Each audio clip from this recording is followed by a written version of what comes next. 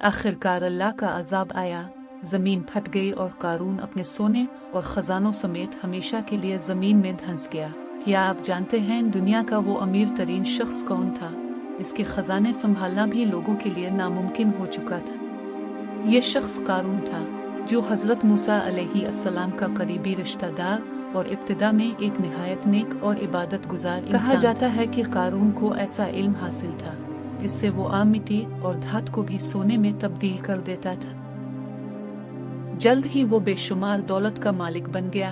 उसके खजाने इतने ज्यादा थे कि उनकी चाबियां उठाना भी मुश्किल था। दौलत के साथ ही कारून के दिल में गुरूर आ गया। वो अपनी ताकत और माल पर फख्र करने लगा और सबको हकीर समझने लगा। किसी ने इसे समझाया कि ये सब अल्लाह की नेमत है, लेकिन कारून ने तकब्बुर में आकर इनकार कर दिया।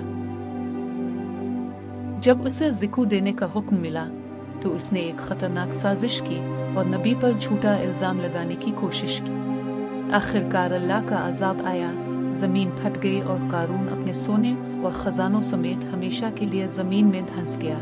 ये वाकया हमें सिखाता है कि गुरूर और दौलत इंसान को तबाह कर देती है और अल्लाह की नेमतों पर हमेशा शुक्र अदा करना चाहिए। ऐसी ईमान अफरोज वीडियो देखने के लिए चैनल को लाइक, सब्सक्राइब, शेयर और कमेंट में अपनी राय का इजहार जरूर देना।